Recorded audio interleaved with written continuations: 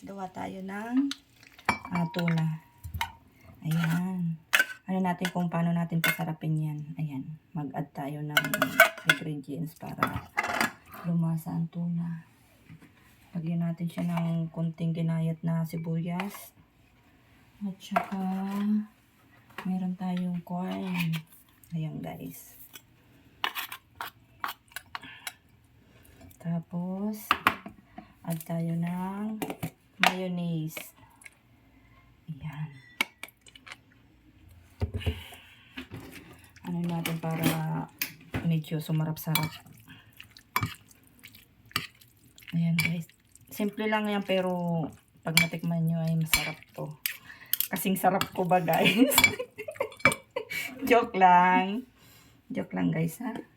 Na nagpapaano lang tayo kasi alam mo na bawal tayo ma-stress. Kailangan kahit tayo pagod, beauty pa din, di ba?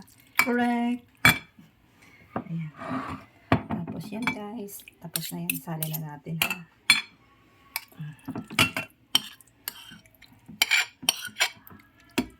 Tadam! Ayan ang ating century tuna. So easy. So easy pero yummy yummy guys. Ayan. Thank you sa panonood. Sana nagustuhan nyo ang aking simpleng recipe. Thank you.